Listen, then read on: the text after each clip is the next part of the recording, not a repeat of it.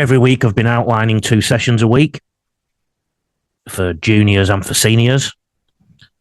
We're on to week 6 now. And last week I went into a lot of detail about the detail that you should go into.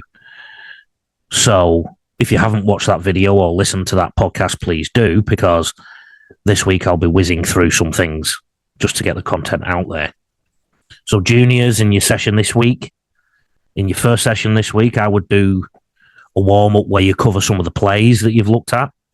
Again, with your juniors, I'm talking about 13, 14 here. If you're dealing with 8-year-olds, 9-year-olds that don't need any plays yet, 10-year-olds, maybe 1 basic, 11-year-olds, 1 basic, 12-year-olds, 2 basic.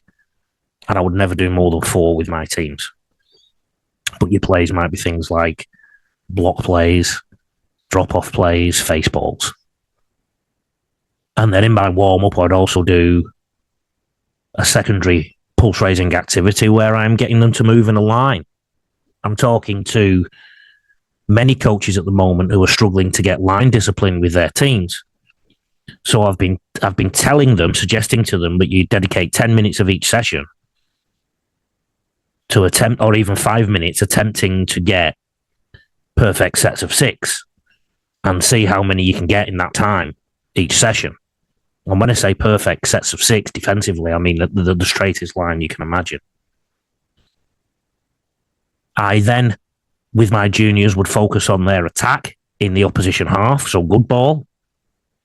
And I'd be doing a real big focus on the lines that they run, about them keeping their hips square when they pass, and about them looking up and finding space.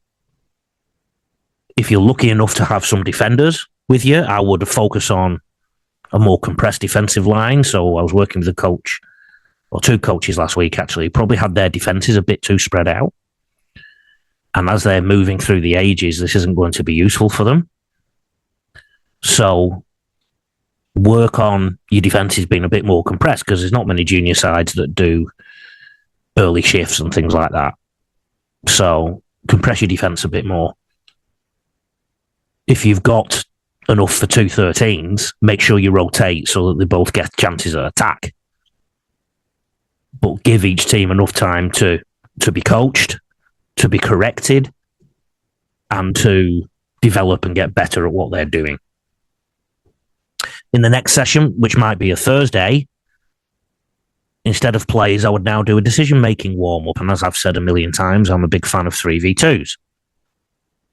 But I would do a decision-making warm-up, and that might be a small-sided game. But I'd still do the rhythm runs. I'd still do the defensive lines. And it's been a few sessions now, so I'm going to focus again on tackle technique. We're going to tackle some tackle shields.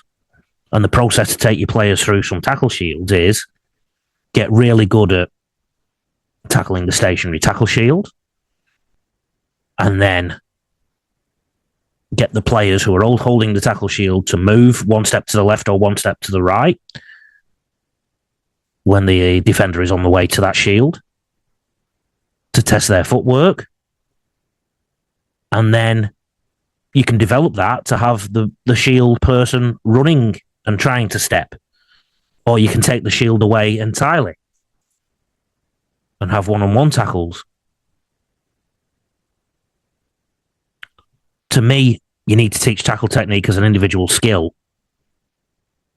not as a combined skill, because your centres, your wings in particular, sometimes your halves, sometimes your second rowers, they'll be tackling alone a lot of the time when the ball is moving sideways. Remember bilateral learning.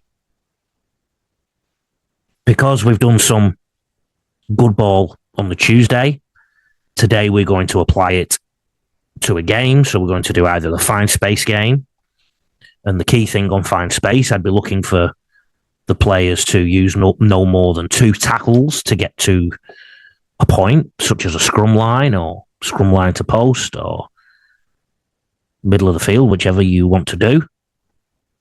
And by the 3rd, they've got to find space. Space being defined as green grass and fresh air. No kicking. And if they get space, you give them 3 more tackles. If they don't, it's a turnover. Seniors, you're going to do your plays as a warm-up this week. So, blocks, face balls, drop-off, dummy drop-off. Both your juniors and your seniors, don't forget your stretches, your dynamic stretches after your pulse raiser. But we're going a little bit different in the attack this week with the seniors. We're going to look at how we move forward at the ruck and how we move forward when we've passed the ball to a 7 or a 6 who moves the ball +1. Now, for some rugby league talk on this, if you're watching the YouTube clip, you definitely need to call up the podcast on Apple or Spotify or wherever, because I'm literally going to be talking soon when your video ends. After that, I'm going to be talking about how to coach players to move forward at the ruck and on +1, because the principles are exactly the same. And in this session, you would teach your players what you want to do here and then practice it in a game again. So either small-sided or 13 on 13. And because you're in pre-season, you'll give some conditioning breaks.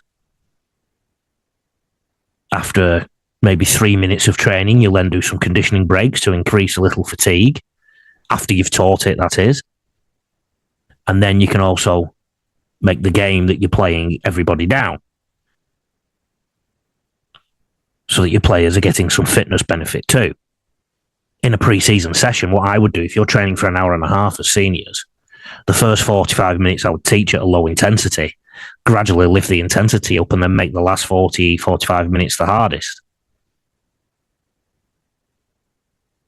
On the Thursday, just like I did with the juniors, 3v2 or decision-making, ongoing correction to warm up and then the stretches. But then instead of doing the tackling like we did with the seniors, with the juniors, we're now going to go into the ruck control. And I always call this a workshop.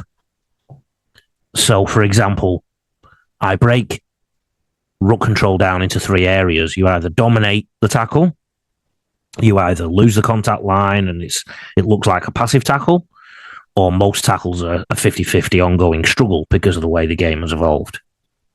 And it's really important that when you're teaching these things, you program it so you exactly want the outcomes that you are looking for. If you don't have outcomes designed and clear, then all you're doing is activities. And then I would go back to 13 versus 13. I don't know if you noticed, but I love 13 versus 13 with seniors. And I would focus on the defensive side of the ball today. So I'd be teaching how I want my players to defend their own exit and how to defend the back of the field when they're coming down in their own half. And I'd start from kick chase. And every time I didn't like what I saw, I'd make them go back to the start. And again, I would control it with some everybody down, with some defense only down, and with some extra conditioning runs in between to gradually lift the intensity.